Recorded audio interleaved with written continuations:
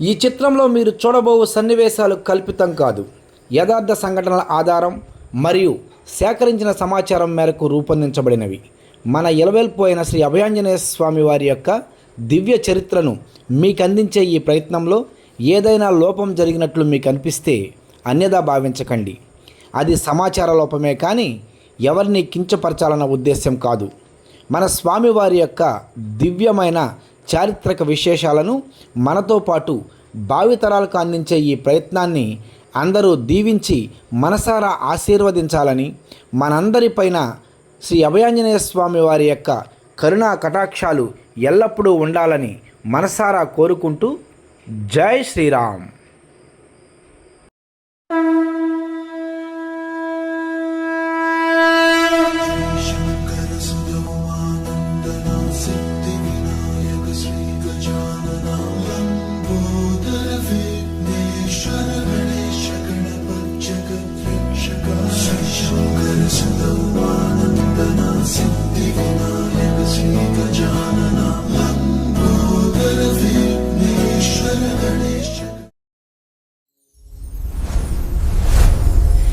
జై శ్రీరామ్. శ్రీ అభయాంజనేయ స్వామి వారి యొక్క స్థల పురాణ విశేషాలు. పచ్చని పంట పొలాలు, శ్రావ్యమైన పక్షుల కిలకిల రావాలు, మనస్సును ఆహ్లాదపరిచే చల్లని సాగర పవనాలు, మదిని పులకింపచేసే కృష్ణమ్మ పరవళ్ల సవ్వడులు, వీటన్నిటి నడుమ చూడచక్కనైన ప్రకృతి అందాలతో కనువిందు చేసే చక్కని పల్లెటూరు మన గాంధీనగరం గ్రామం. ఆంధ్రప్రదేశ్ రాష్ట్రంలోని కృష్ణా జిల్లా కృత్తివేణు మండలం ఎండపల్లి గ్రామ పంచాయతీలో 216 జాతీయ రహదారికి ఇరువైపులా విస్తరించి ఉంది ఈ చక్కని పల్లె. ఇక్కడి ప్రత్యేకంగా చెప్పుకోవాల్సిన విషయం ఏమిటంటే, అంజనిసుతుడు వాయునందనుడైన శ్రీ అభయ ఆంజనేయ స్వామి వారు కొలువు తీరిన పుణ్యస్థలం మన గాంధీనగరం. ఆలయ నిర్మాణం వెనుక ఉన్న సత్యం. అప్పటి వరకు అక్కడి మనుషుల్లో దైవభక్తి నరనరానా జీర్ణించుకుపోయి ఉండేది. కానీ దాన్ని వ్యక్తం చేసేందుకు వారికి సరైన వేదిక లేదు. చుట్టూ ముళ్ళ పొదలతో నిండి ఉన్న గ్రామంలో ప్రొద్దుగూగితే భయం వెంటాడేది. ఆ సమయంలో అక్కడ ఒక చిత్రమైన సంఘటన జరిగింది. ఒకరోజు ఉదయం తెల్లని మేఘవర్ణిత వస్త్రధారణతో ఒక పండు ముదుసలి స్థానికంగా ఉన్న ఒక గృహాన్ని సందర్శించారు. ఆ ఇంటి ఇల్లాలితో కొంతసేపు మాట్లాడి, ఈ ప్రాంతంలో గుడి నిర్మాణానికి అనువైన స్థానం ఉంది అని సూచించి పదే పదే ప్రస్తుత ఆలయ నిర్మాణం జరిగిన ప్రాంతాన్ని ఆయన చూడటం జరిగింది. అప్పుడు ఆయన చెప్పిన మాటలు ఆ ఇంటి ఇల్లాలికి అర్థం కాలేదు. వచ్చిన వ్యక్తికి భోజనం పెట్టి సాగనంపింది. సాయంత్రం ఇంటికి వచ్చిన యజమానికి ఆ ఇల్లాలు ఉదయం జరిగినదంతా వివరించింది. మొత్తం విన్న ఆయన దాన్ని పెద్దగా పట్టించుకోక తేలిగ్గా తీసుకున్నాడు. రాత్రి నిద్రపోయిన తరువాత ఆ యజమానికి ఆంజనేయ స్వామి వారు అదే పండు ముదుసల రూపంలో దర్శనమిచ్చి ఆలయ నిర్మాణం గురించి, ఆలయ నిర్మాణం చేయవలసిన ప్రదేశం గురించి వివరించారు. మరుసటి రోజు ఉదయం ఆ యజమాని స్థానికులతో రాత్రి స్వప్నంలో జరిగిన విషయాన్ని పంచుకోగా, ఆంజనేయ స్వామి వారే స్వయంగా వచ్చి ఉంటారని గ్రామస్తులంతా భావించారు. అప్పుడు అందరూ కలిసి స్వామివారి యొక్క ఆలయ నిర్మాణానికి బీజం వేశారు. 1984వ సంవత్సరం ఒక పవిత్ర ఘట్టానికి సాక్షిభూతం. ఆ గ్రామంలో 1984వ సంవత్సరం చరిత్రకు సాక్ష్యంగా నిలిచింది. గ్రామ చరిత్రలో ఆ ఏడాది ఒక దైవ కార్యక్రమానికి, భక్తుల విశ్వాసానికి తీపి జ్ఞాపకంగా మిగిలిపోయింది. 1984వ సంవత్సరంలో ఆలయ నిర్మాణ పనులు శరవేగంగా ప్రారంభమయ్యాయి. ఆ రోజుల్లో సౌకర్యాలు పెద్దగా లేకపోయినా గ్రామ ప్రజలకు ఉన్న అంచెలంచెల భక్తి మరియు సేవాభావం ముందు ఆ లోటు ఏమీ ప్రభావం చూపలేకపోయింది. ఆర్థికంగా స్థితిమంతులు కాకపోయినప్పటికీ ఎవరి వద్ద ఎంత ఉందో అంతటితో సహాయం చేసి నిర్మాణంలో ప్రతి ఒక్కరూ తమ వంతు పాత్ర పోషించారు. వారందరి దైవ సంకల్పం మరియు కృషితో 1984వ సంవత్సరం అక్టోబర్ నెలలో స్వామివారి యొక్క విగ్రహ ప్రతిష్టా మహోత్సవంతో ఆ గ్రామస్తుల కన్న కలలు సాకారమయ్యాయి. ఆలయ నిర్మాణంలో పెద్దల పాత్ర. ఏ ఆలయ నిర్మాణానికి అయినా దాని వెనుక భక్తుల కృషితో పాటు పెద్దల మార్గదర్శకత్వం మరియు దాతల సేవ తప్పనిసరి. ఆలయ నిర్మాణం కోసం శ్యామకూరి హనుమంతరావు గారు, సుబ్బమ్మ దంపతులు శంకుస్థాపన చేయగా, తోట నాంచేరయ్య గారు, వీర వెంకటేశ్వరరావు గారుల సోదరులు విగ్రహాన్ని అందజేశారు. ఆలయ నిర్మాణాన్ని నిర్వహించడంలో స్థానిక టాపీ మేస్త్రి సూరిశెట్టి మోహన్ రావు గారు సహకారం అందించారు. అప్పట్లో గ్రామ పెద్దలుగా ఉన్న దాసరి సూర్యనారాయణ గారు, మద్దంశెట్టి కోటేశ్వరరావు గారు, కోనసాని సూర్యనారాయణ గారు, ముత్యాల చినవీరరావు గారు మరియు పిన్నింటి మహంకాళరావు గారితో పాటు మరికొందరు గ్రామస్తులు, మిగిలిన వారి అందరి సహకారంతో నిర్మాణాన్ని పూర్తి చేశారు. పెద్దలందరూ గ్రామస్తులను ఏకతాటిపైకి తెచ్చి ముందుండి నడిపించగా అప్పటి యువకులు, మహిళలు, చిన్నారులు అందరూ కూడా ఈ పవిత్రమైన నిర్మాణంలో కీలక పాత్ర పోషించారు. దాతల సేవలు ఎనలేనివి. ఆలయ నిర్మాణంలో దాతల సేవలు ఎప్పుడూ కూడా అమోఘమైన పాత్ర పోషిస్తాయి. స్థానికంగా ఉన్న కొందరు కమిటీగా ఏర్పడి గ్రామాన తిరిగి విరాళాలు సేకరించారు. వారు చేసిన సేవలు వెలకట్టలేనివి. ఆలయ నిర్మాణం అంటే కేవలం రాళ్ళు, గోడలు, ఇటుకలు, మండపం కలయిక మాత్రమే కాదు, భక్తుల అంచెలంచెలమైన భక్తిభావంతో నిండిన సంకల్పం కూడా అని ఈ ఆలయ నిర్మాణం స్పష్టంగా తెలియజేస్తుంది. స్వామివారి మహిమలు. శ్రీ అభయాంజనేయ స్వామివారి పేరుతో నిర్మాణమైన స్వామివారి యొక్క మూలవిరాట్ విశాలమైన నేత్రాలతో, నిండైన రూపంతో చూడగానే మనసులోని కలతలన్నీ పటాపంచలైపోయేలా ఉంటుంది. ఇక్కడికి వచ్చిన భక్తులు తాము కోరుకున్న కోరికలు తప్పకుండా నెరవేరుతాయని దృఢంగా విశ్వసిస్తారు. గ్రామంలో సంతానం కలిగిన వారు తమ పిల్లలను ఇక్కడ తులాభారం రూపంలో వేసి ఆ ధనాన్ని స్వామివారికి సమర్పించుకుంటారు. ఇక్కడి స్వామివారిని మనస్ఫూర్తిగా తలుచుకుంటే కోరిన కోరికలు తప్పకుండా నెరవేరుతాయన్నది భక్తుల విశ్వాసం. ఆలయ నిర్మాణం జరిగినప్పటి నుండి గ్రామంలో ఉన్న సామాజిక అసమానతలు తొలగిపోయాయి.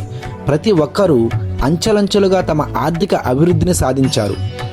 తమ పిల్లలకు ఉన్నత చదువులు చదివించి విదేశాలలో సైతం స్థిరపడేలా చేశారు. మంచి ఉద్యోగాలు, ఆరోగ్యం, ఐశ్వర్యం ఇవన్నీ ఇక్కడి స్వామివారి దయతో అందరికీ కలుగుతున్నాయన్నది భక్తుల విశ్వాసం. నిత్య పూజలు, పండుగలు, ఉత్సవాలు. ఆలయ నిర్మాణం జరిగిన తొలి రోజు నుండి నేటి వరకు స్వామివారికి నిత్య పూజా కైంకర్యాలు మరియు సేవలను ప్రధాన అర్చకులు తనికెళ్ల కామేశ్వర శర్మ గారు అత్యంత నిష్టగా మరియు భక్తిభావంతో నిర్వహిస్తూ వస్తున్నారు. ఆలయంలో ప్రతి మంగళవారం విశేష పూజలు జరుగుతాయి. తమలపాకులతో స్వామివారికి మరియు గంధ సింధూర అర్చనలు నిర్వహించబడతాయి. ప్రతి ఏడాది వైశాఖ బహుళ దశమి నాడు స్వామివారికి శ్రీ హనుమత్ జయంతి ఉత్సవాల పేరుతో 5 రోజుల పాటు ఎంతో వైభవంగా స్వామివారి బ్రహ్మోత్సవాలు నిర్వహిస్తారు. ఈ 5 రోజులు కూడా గ్రామంలో పండగ వాతావరణం నెలకొంటుంది. ఎక్కడెక్కడో స్థిరపడిన వారందరూ తప్పనిసరిగా ఈ వార్షిక ఉత్సవాల 5 రోజులు గ్రామంలోనే ఉంటారు. ఈ 5 రోజులు విశేష పూజలు, భజనలు, హనుమాన్ చాలీసా పారాయణాలు, కోలాటాలతో ఎంతో వైవిధ్యభరితమైన సాంస్కృతిక కార్యక్రమాలతో సందడి నెలకొంటుంది. ఉత్సవాలలో అన్నదానానికి ప్రత్యేకమైన స్థానం కలదు. 5వ రోజు స్వామివారి ఆలయం వద్ద భారీ ఎత్తున అన్నదాన కార్యక్రమం నిర్వహిస్తారు. ఈ అన్నదానంలో గ్రామస్తులతో పాటు చుట్టుపక్కల గ్రామాల ప్రజలు కూడా పాలు పంచుకుంటారు. ప్రతి ఒక్కరూ కూడా తమకు తోచిన సహాయాన్ని అందజేసి అన్నదానాన్ని చాలా ఘనంగా జరుపుకుంటారు.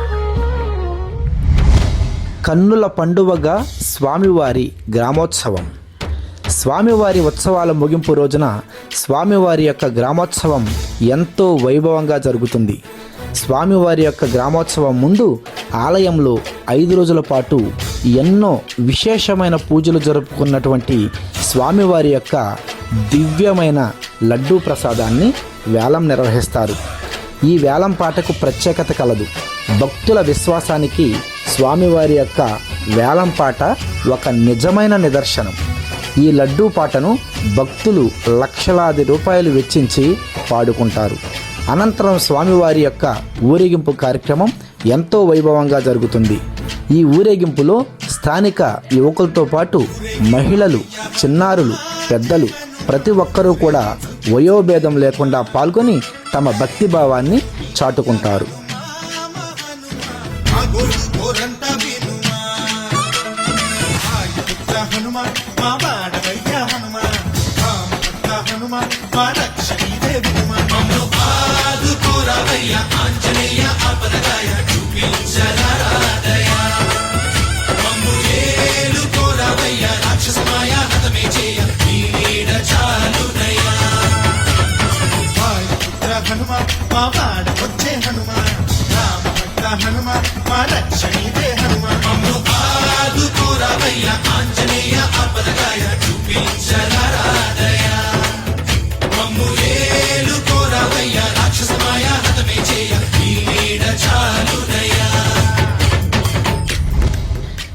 ఆలయాన్ని చేరుకునే మార్గం.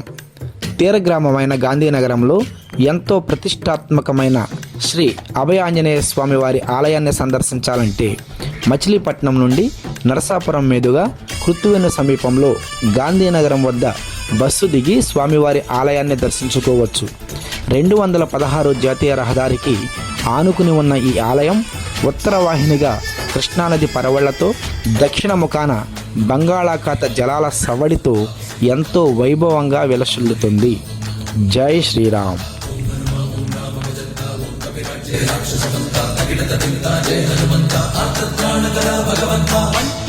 నువ్వెలే బంధువైనా నువ్వెలే, బాధలన్నీ తీర్చే దిక్కు దైవం నీవెలే. చూసిరారా అంటేనే కాల్చి వచ్చామంటలే, జానకమ్మ కంట వెలిగే హారతి నీవే. ఎదలోనే శ్రీరాముడంట, కనులారా కనమంట, బ్రహ్మచారి మా బ్రహ్మవంట, సరిసాటి ఎవరంట.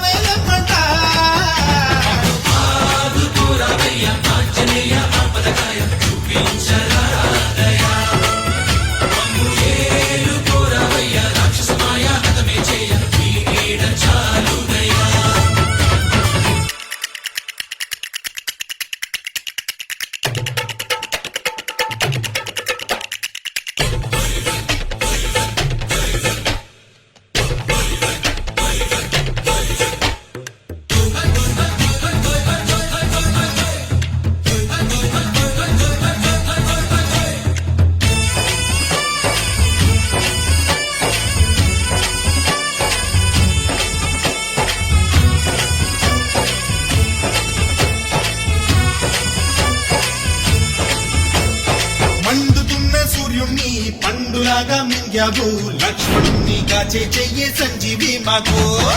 ఒక్క చిచ్చు కలిగించి లంక పుట్టే రగిలించి రావణుని శిక్షించావు నువ్వే మా తోడు.